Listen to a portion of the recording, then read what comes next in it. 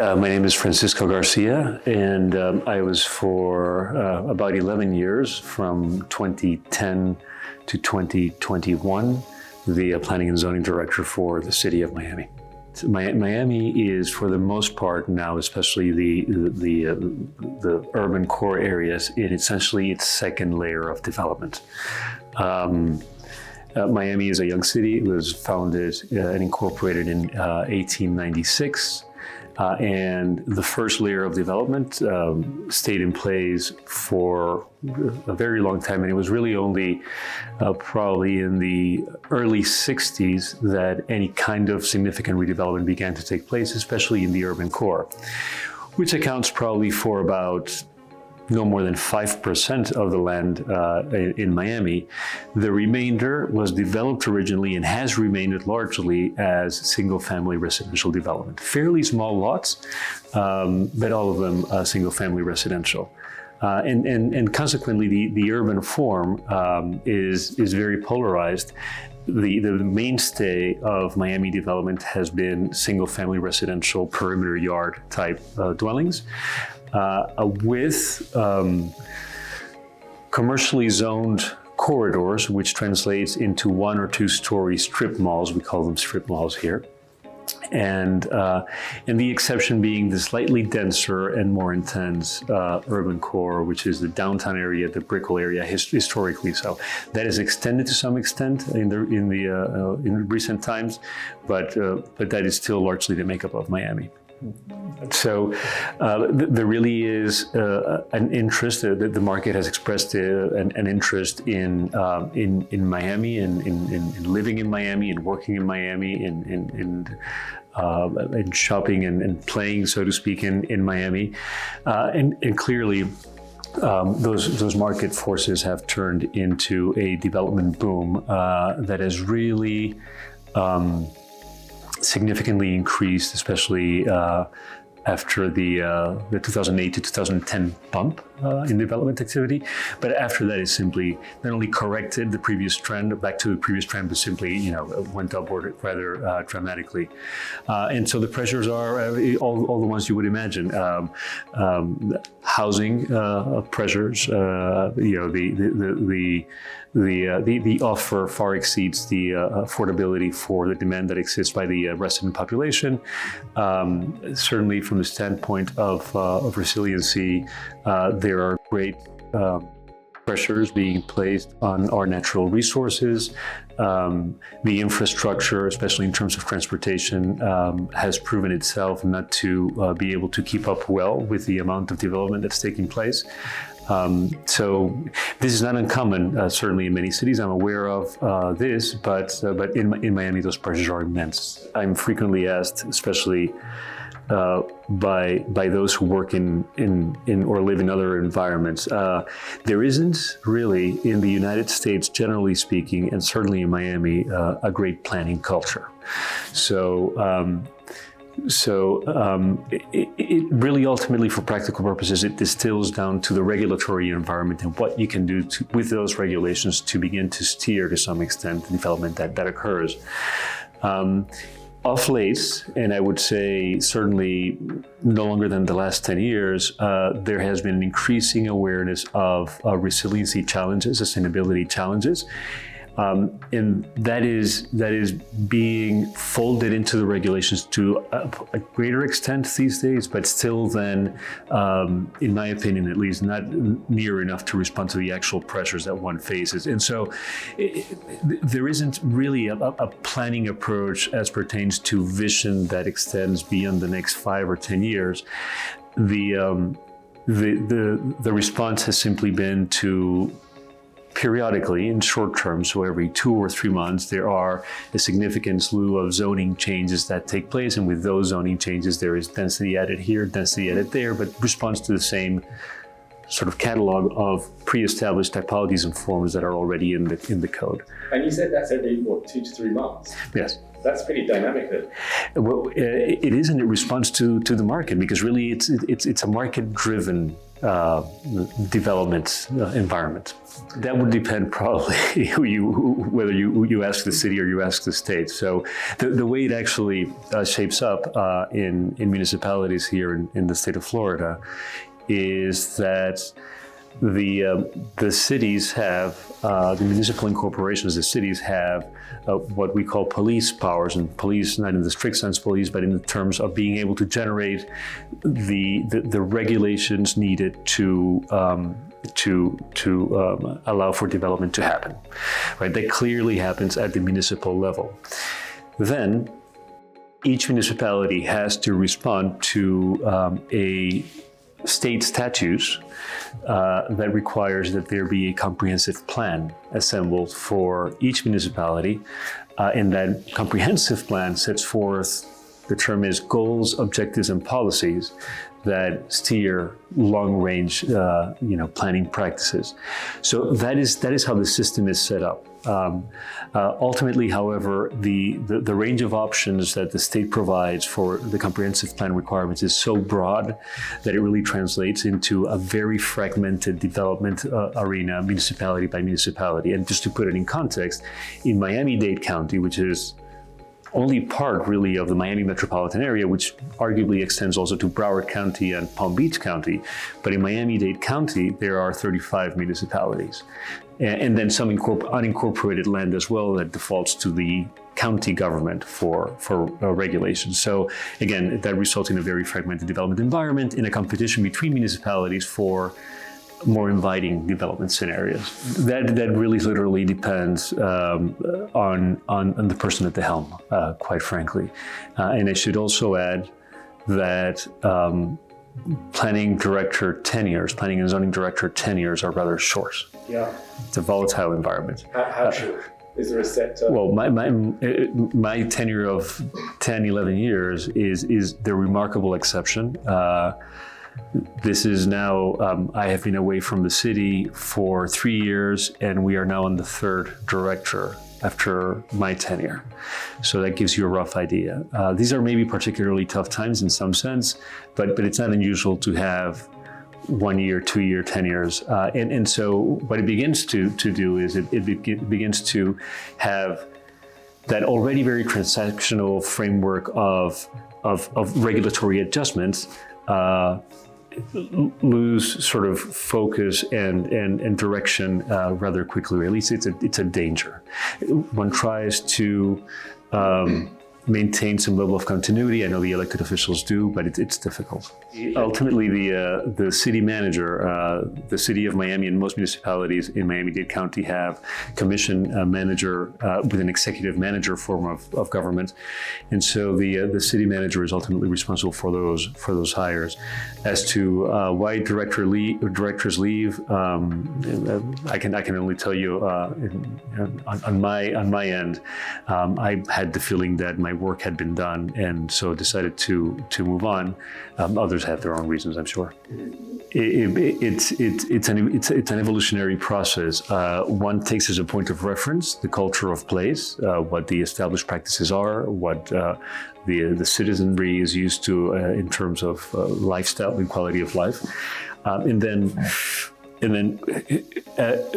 the moment those development practices begin to show themselves to be unsustainable, and I think there's abundant evidence to say that is becoming so, one simply has to engage with the citizenry to make them aware, educate them really of what the challenges are, the dangers are, and attempt to, through that educational process, that consensus building process, steer them in a more sustainable direction, which in my mind, and this is certainly not a given in Miami, but I would argue of necessity involves the introduction of different typologies, and these different typologies inevitably have to be denser to obtain the efficiencies that are necessary to serve the entire population, to provide a high quality of life.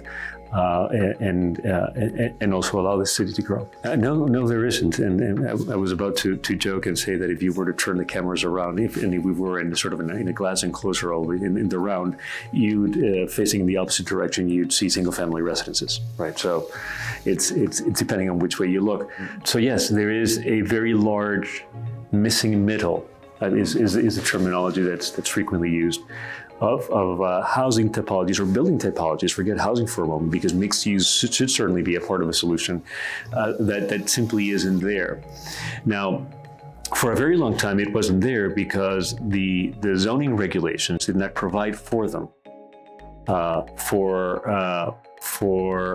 a very long time, until 10 years ago, I guess now 13 years ago, at the beginning of my tenure as planning director, we introduced a new code, a new form-based code, and we found to our surprise that the densities provided for within that code were framed so that there was development available at 9 units per acre and 18 units per acre, so that's single-family residential and duplex residential, 2 units, 1 unit per plot of land, which typically in Miami is 5,000 square feet, fairly small. That's sort of the unit of the increment of development.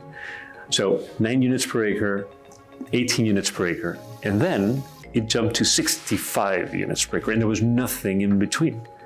In other words, you wouldn't develop anything at the 3, 4, 5-story level because it simply made no sense. Either you were leaving a lot on the table or you were doing more than you could. And so in this form-based code, we tried to complete that spectrum by introducing a series of intermediate zoning designations that provided for not only in terms of density, but also land development regulations that provided for these different types. Now, again, culture and history are significant force in shaping cities. And so what we found is that even though we were successful in implementing these transitional zoning designations in many places in the city,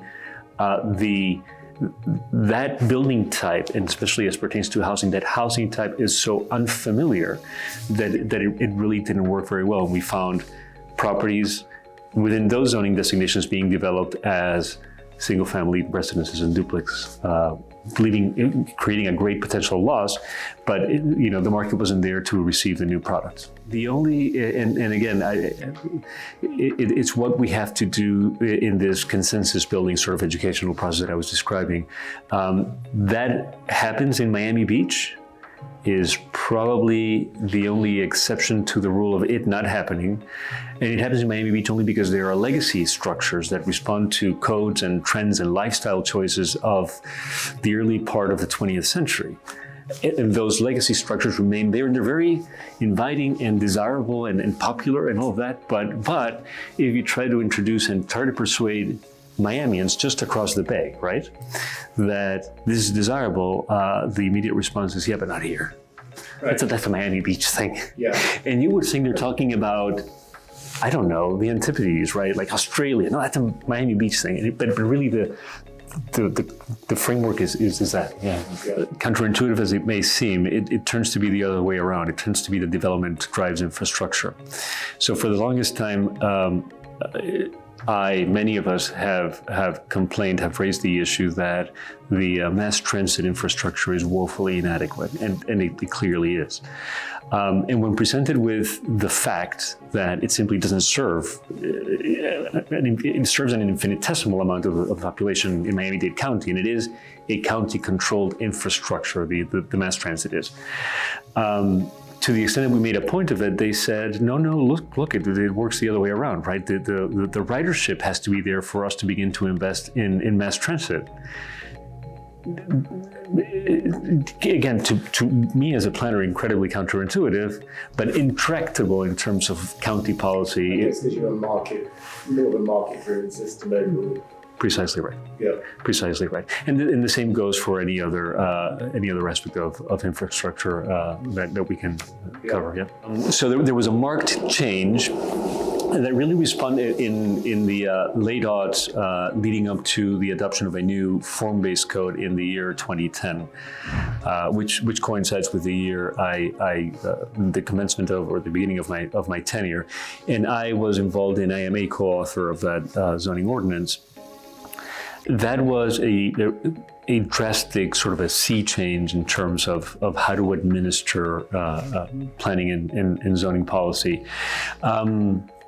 And it has sort of set a precedent that other municipalities in the region are beginning to consider. Unfortunately, I say for them, they are timid in their approach, and they implement form-based codes only in districts or in neighborhoods or in limited areas, not yet sort of citywide or countywide. Hopefully that will come soon. But that was really the marked change. And because that took place in the year 2010, by the time the pandemic hit, there was really no need to change it any further. It really is the best model that we know of presently to cope with our circumstances. Form-based in the sense that the land development regulations seek to control, seek to regulate sort of the urban fabric from the standpoint of cohesiveness and contextuality, right? And so you very much tailor the land development regulations to ensure that the product will be a certain building type, right? And so you push in every direction. You make sure that if any developer would want to do less than what the ordinance provides for, there's an inherent penalty. The market doesn't favor it, and vice versa. If you try to do more than what pushes the envelope in terms of what it provides for, then there are also disincentives, right? So it's a balancing act, and so that's basically the approach of the form-based code, and the intent is to make as much of the land in Miami mixed use, right? And by providing a full spectrum of typologies from the highest density to the lowest density, and by assigning these different, we call them transect zones, to the different areas of the city, it is that way that we try to arrive at a sound set of development patterns. It's simply intractable because we are responding to global demand in the most strict sense. I mean, it really is literally global demand. Any one unit available in any one building in Miami is going to be, create interest in every country in the world.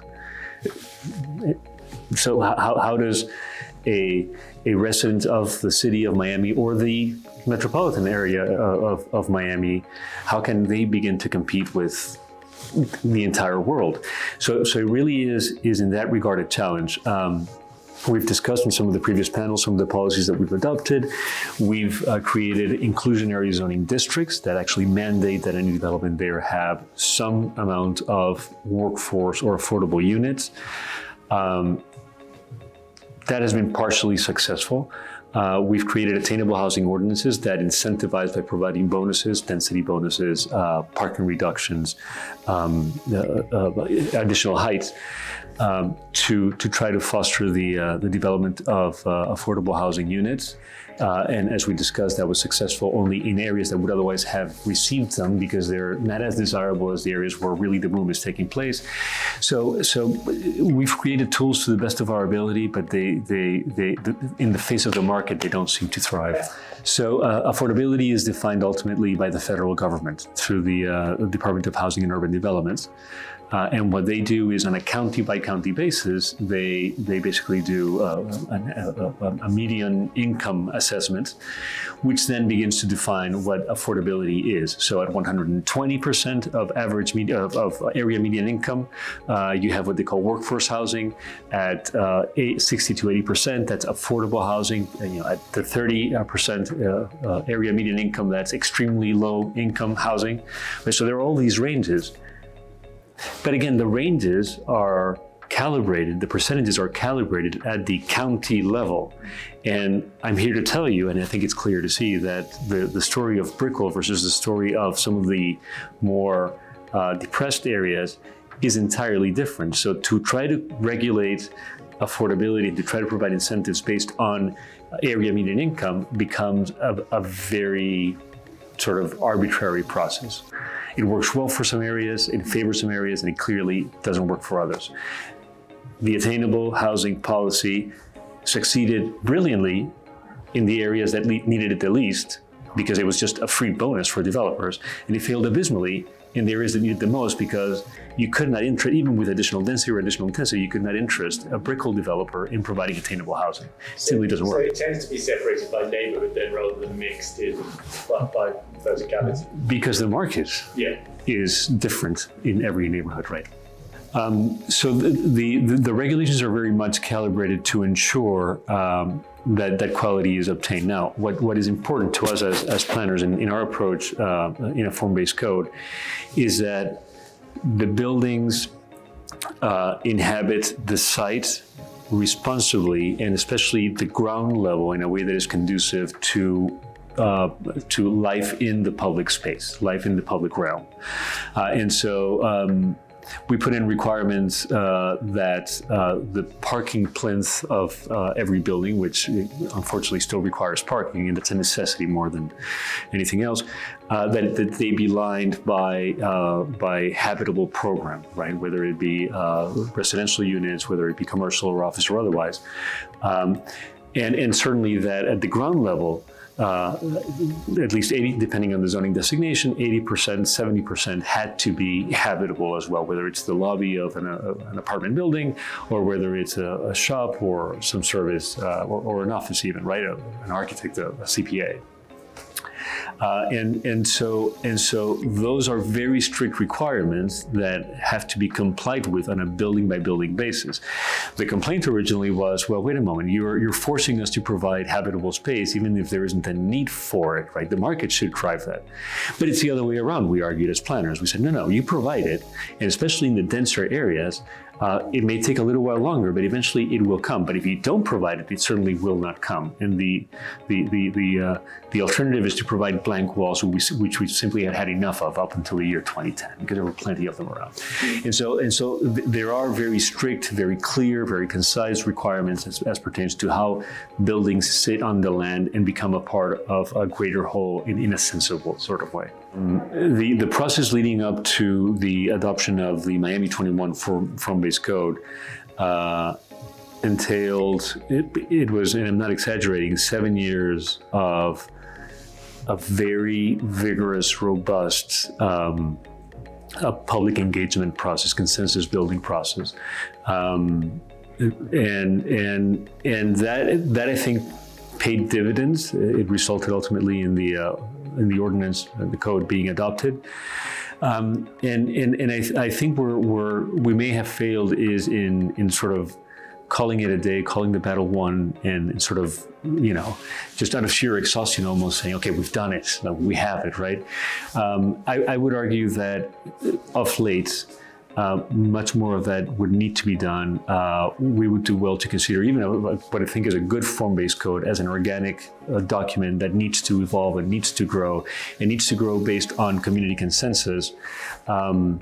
In principle, the city of Miami is a very well-organized city in terms of community and neighborhood associations that one could always interact with, and we certainly made a point of doing that. But there should be more of that, and there isn't enough of it, in my opinion. We certainly tried. We certainly made it a point to be thoughtful and very sort of intensive in terms of figuring out new solutions to the existing problems. One of the things you mentioned earlier was about the development rights above heritage buildings. Correct. That was I think a very interesting tool, and one that I don't know has been replicated anywhere else, although I think it's worth looking at. Right, and just to sort of vet that out a little bit, again, in finding that the preservation and designation process for individual structures, or even neighborhoods sometimes, districts, is typically fraught with difficulty. Some people simply don't want it because they see it as thwarting their development rights, their property ownership rights, by virtue of keeping a building that responds to a market that existed 50, 80 years ago and not to present demand.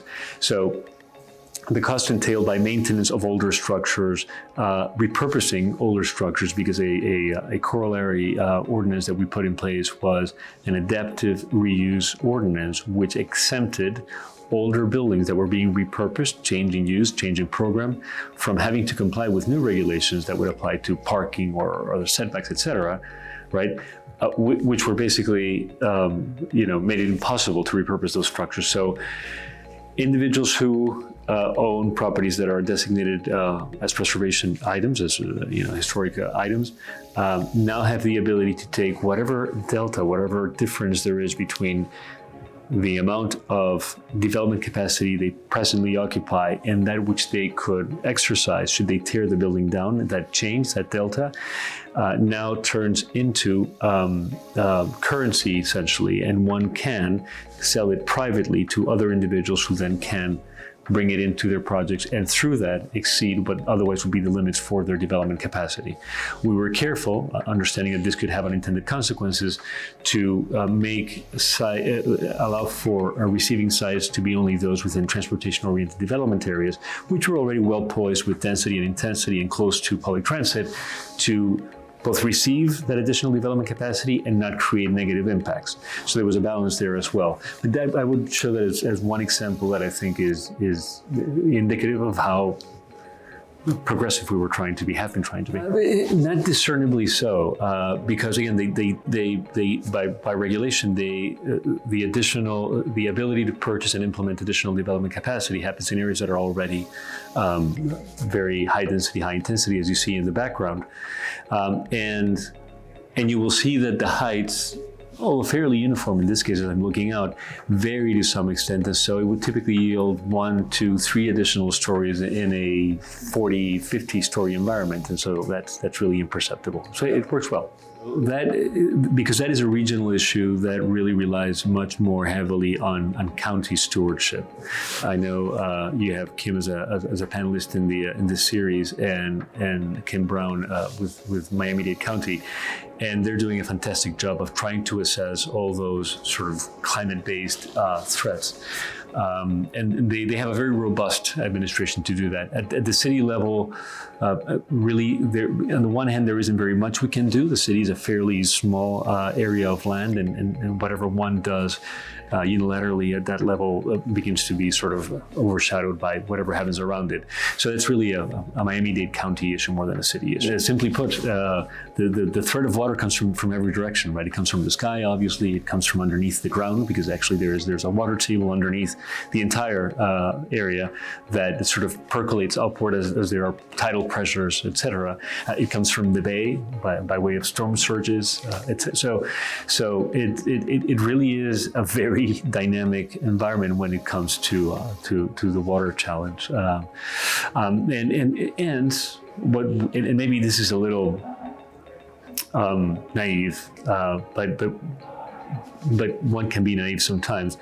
We know that all of Miami is essentially built on swampland that has been re-engineered to accept development. And so at some subconscious and sometimes conscious level, I think the thought is, well, we engineered it once, we can re-engineer it again. Miami Beach is proof to the fact that re-engineering is really a very costly, very difficult proposition. It's a different story to take, the sort of the blank slate swamp and engineer it once, affecting no one. And a very different story to take an infill development environment and begin to re-engineer all its systems. But ultimately, much of that will have to be done inevitably. There are solutions, and they will be implemented gradually as a reaction to ever-increasing threats that come by way of storms or other environmental pressures, or simply because the market, or notably insurance companies, will demand it. At some point in time, insurance costs, and they are already high, you might imagine, flood insurance, for instance, will be so exorbitant that one will have to respond to it. And incidentally, the federal government has already shown interest, as Kim was sharing with us earlier.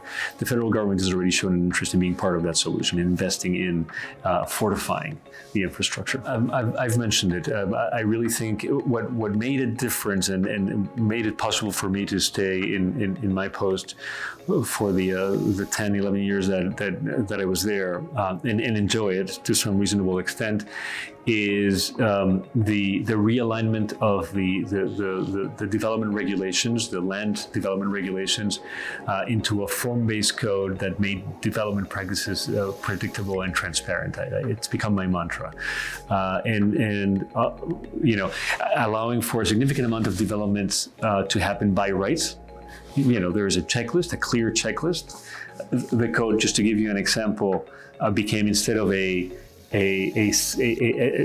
tome of just page after page of text and narrative, it became a graphic intensive code depicting exactly what the heights were, how they were measured, what the setbacks were, how they affected the site depending on its configuration. All of this allowed for the design professions and the attorneys to better understand and grasp exactly how these codes would apply, and also relied less on the interpretation of city officials and more on simply common sense to be able to present a project that can be reviewed, checked, and approved very quickly, very efficiently.